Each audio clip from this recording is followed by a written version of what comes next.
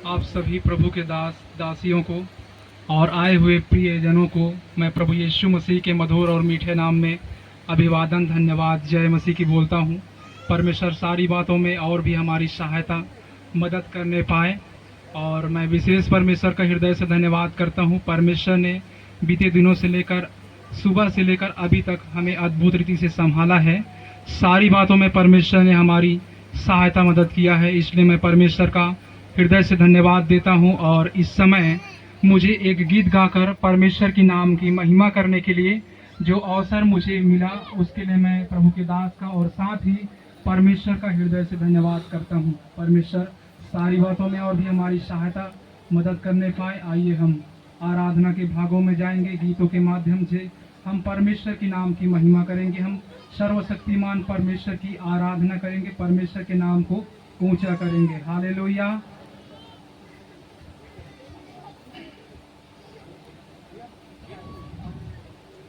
इस भवन में, इस आराधना में तेरी ही महिमा हो। इस भवन में, इस आराधना में तेरी ही महिमा हो। हम लाते स्तुति और प्रशंसा और आराधना तेरे ही चरणों में। हम लाते स्तुति और प्रशंसा और आराधना तेरे ही चरणों में। हम लाते स्तुति और प्रशंसा और आराधना तेरे ही चरणों में। इस भवन में, इस आराधना में तेरी ही महिमा हो। इस भवन में, इस आराधना में तेरी ही महिमा हो। तू है महान, तू है महान, तू है महान सर्वशक्तिमान।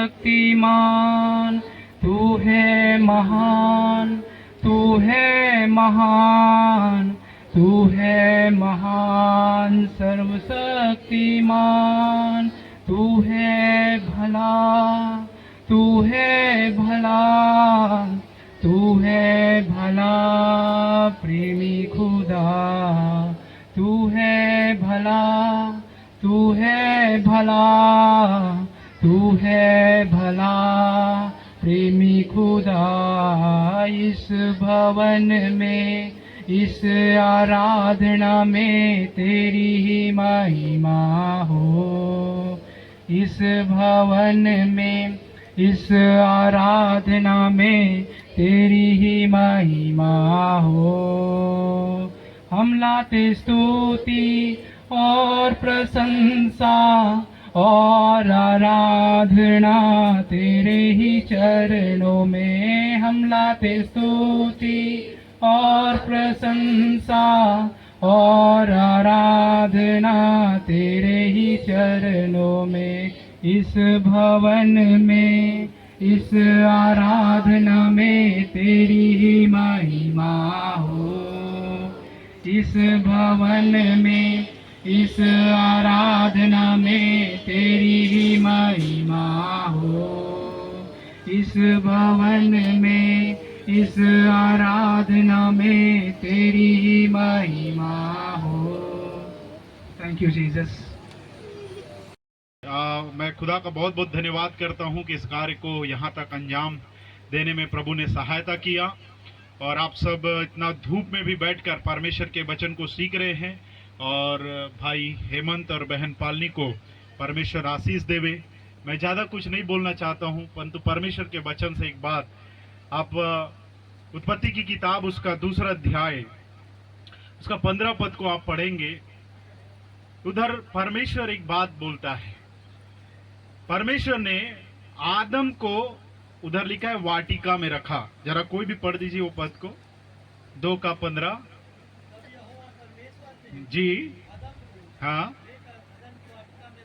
अदन की वाटिका में रख दिया। जी, काम करे और उसकी कई बार हम क्या करते हैं, जब विवाह का समय आता है, हमारा बच्चों का बेटा बेटी जिसका भी विवाह का समय आता है, और अक्सर माता पिता के मन में एक बात आता है कि बेटा हो गया 25 साल का, बेटी हो गई 22 साल का, अब हम क्या करेंगे, शादी करेंगे। कई बार विवाह करने का जो पहला क्राइटेरिया जो है, माता पिता क्या डिसाइड करते हैं, उम्र। नंबर 1 क्या चीज है, उम्र, कि ये उम्र हो गया। उसके बाद कई माता पिता ये सोचते हैं कि मेरा बेटा जो है सुबह निकल जाता है और कब आता है, रात को। कई बार माता पिता से बातचीत करते हैं, कई परिवार में मैं ऐसा सोचता हूं, पास्टर जी हमारा बेटा ना थोड़ा सा बिगड़ गया है। क्या हो गया है, तो क्या करें, इसका क्या उपाय है। 2-4 लोगों को पूछते हैं तो 2-4 लोग आइडिया भी देते हैं, क्या करना चाहिए, जोर से बोलो, इसका क्या कर दो, शादी कर दो। मतलब उसका उपाय क्या है, शादी कर दो। ये मैं संसार का बात नहीं बोल रहा हूं, ये मैं प्रभु का लोगों की भी बात कर रहा हूं। कई बार हम सोचते हैं 30 साल हो गया, 35 साल हो गया, अब इसका क्या करना चाहिए, शादी कर देना चाहिए। ऐसा एक कॉमन सेंस है, ऐसा हम आमतौर पर परिवारों में बातचीत चलता है। लेकिन मेरे प्रियो, शादी का जो क्राइटेरिया है, मसीह में जो विवाह का क्राइटेरिया है, वो उम्र, वो ठीक है, उम्र तो होना ही चाहिए, मैच्योरिटी आना भी चाहिए। लेकिन हम कई बार गलती ये करते हैं, चाहे वो बेटा हो चाहे बेटी हो, ये दिन भर घूमते रहता है, ये मोबाइल में लगा रहता है, ये मेरा बात नहीं मानता है, ये काम में नहीं जाता है, चलो अब हम इसका क्या करें, शादी करें। क्या होगा, हैं? Praise the Lord. लेकिन प्रभु का वचन 15वें पद में लिखा है, परमेश्वर आदम को पत्नी देने से पहले, नंबर 1 ध्यान से सुनिए, हवा उसका सहायक देने से पहले परमेश्वर ने आदम को कहां रखा, जोर से बोलो, नंबर 1। क्यों रखा, ताकि वो वहां क्या करे, जोर से बोलो, काम करे। कई बार हम अपना बेटा बेटी का शादी काम रहे या क्या कर देते हैं, क्यों कर देते हैं, क्योंकि क्या हो गया है। लेकिन कभी हम परमेश्वर के वचन को गौर से नहीं देखते हैं। परमेश्वर ने आदम को हवा देने से पहले क्या दिया, काम दिया।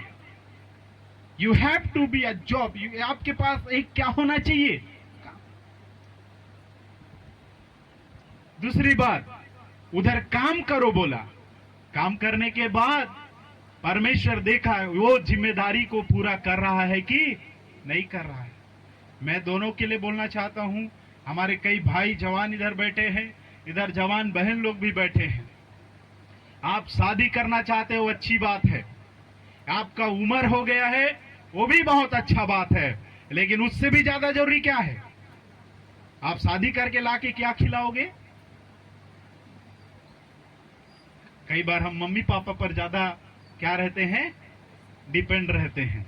लेकिन प्रभु का वचन कहता है एक पुरुष को, एक पति को क्या होना चाहिए, उसके पास काम होना चाहिए।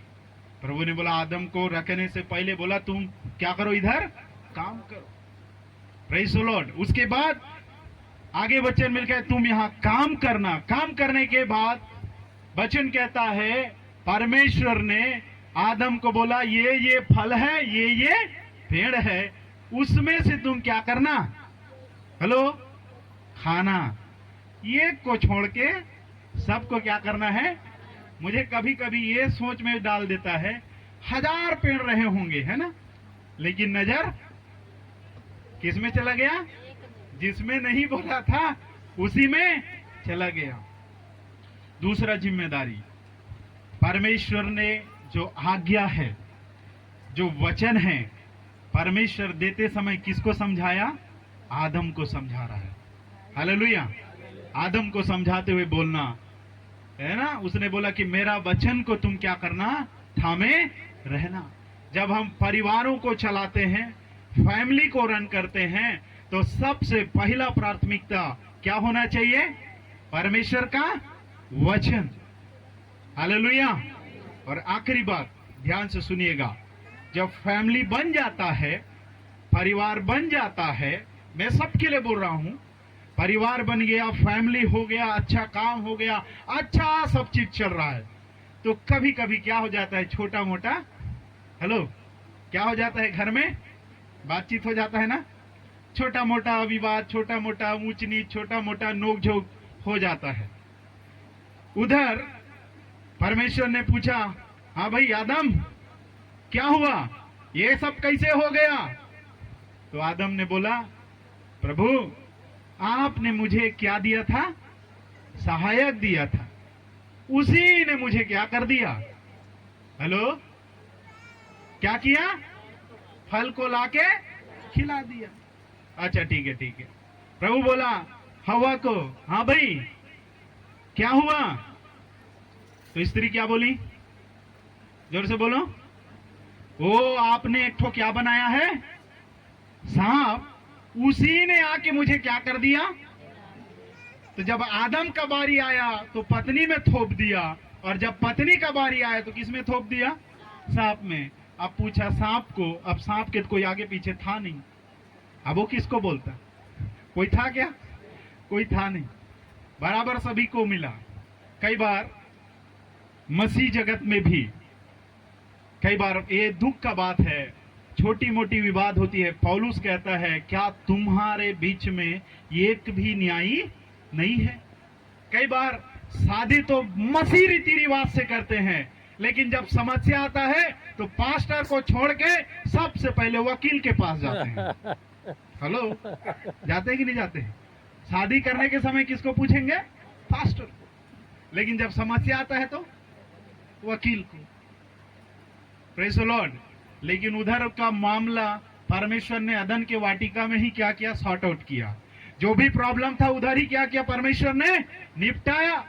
जरूर वह एक दूसरा पर उसने किया, उसने किया, उसने किया, सब चल रहा है, लेकिन परमेश्वर ही उधर उपाय किया। आमीन।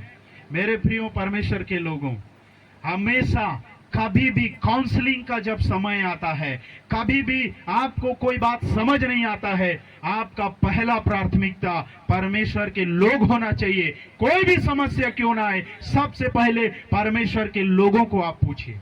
हालेलुया। परमेश्वर के दासों को पूछिए। नहीं तो क्या होता है, अक्सर विवाह चर्च में होता है और निपटान कोर्ट में होता है। ये अच्छा प्रैक्टिस मसीह लोगों के लिए नहीं है। इसलिए मैं सभी को मैं बोलना चाहता हूं, और ये शुभकामना मैं भाई हेमंत, बहन पालनी को और आप सभी को मैं देना चाहता हूं। 3 बातें। नंबर 1, परमेश्वर कुछ भी देने से पहले, before he gives us blessings, he gives responsibilities.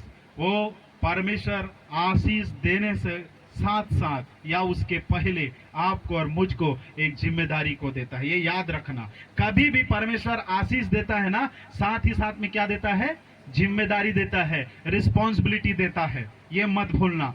दूसरा चीज, हमको इल्जाम लगाने वाला काम नहीं करना है। हमको जो परमेश्वर बोल रहा है, परमेश्वर के वचन को क्या करना है, महत्व देके उधर जो भी समस्या है, जो भी डिस्प्यूट है, हमें उधर ही निपटाना है। और इन सब बातों में सबसे पहले हमें परमेश्वर के लोगों को पूछना चाहिए। आमीन, हालेलुया।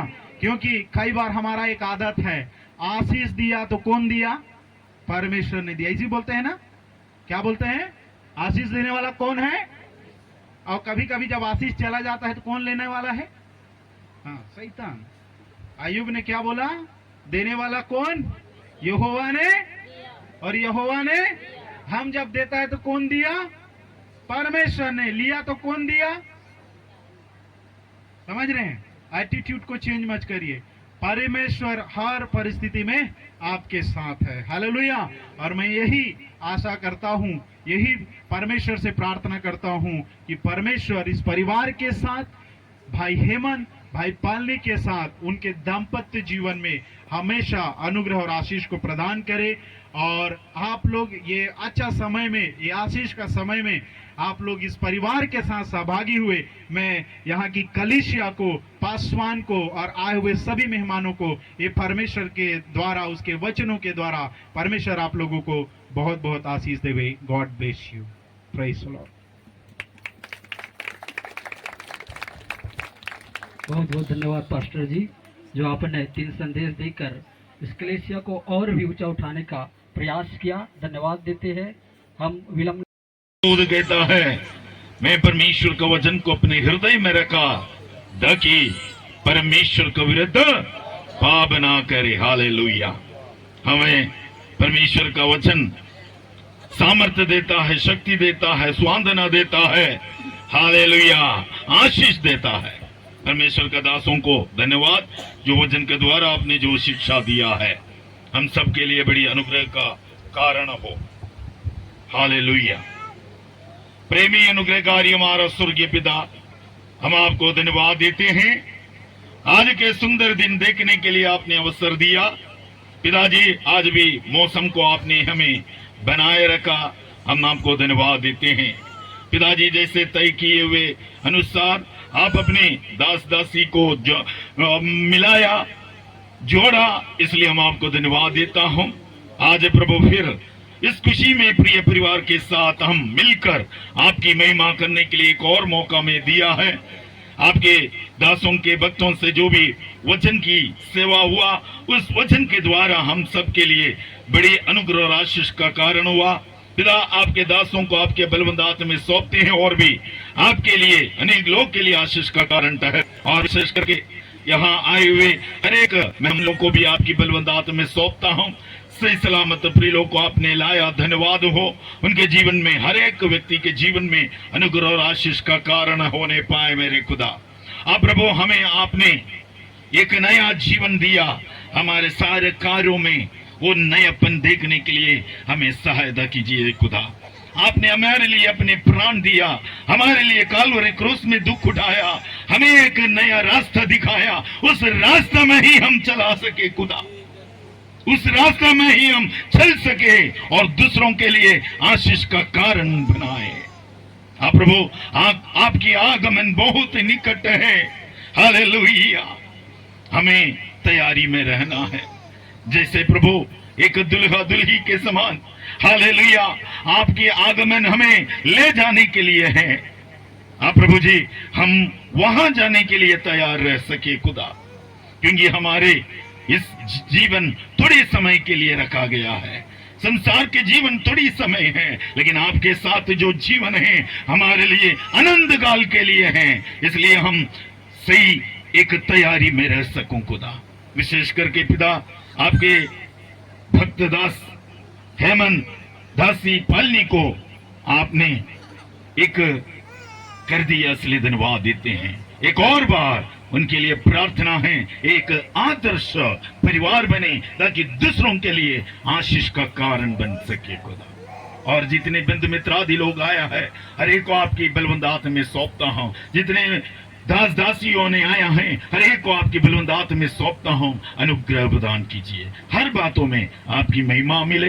प्रार्थना सुना, धन्यवाद। सारे आदर महिमा आपको देते हुए ये बिंदी यीशु नासरी के नाम में मांगते पिता, ग्रहण कर। आमीन।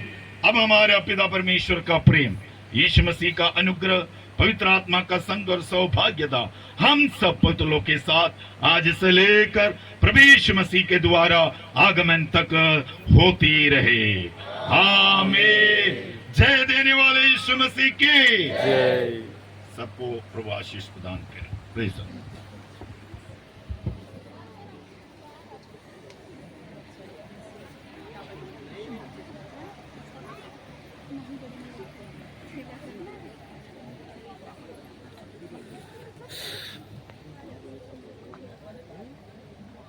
सीधा सीधा देखो, ऐसा ऐसा हो रहा है सबका। मनोज भैया उठ जाओ, सीधा देखो, सीधा।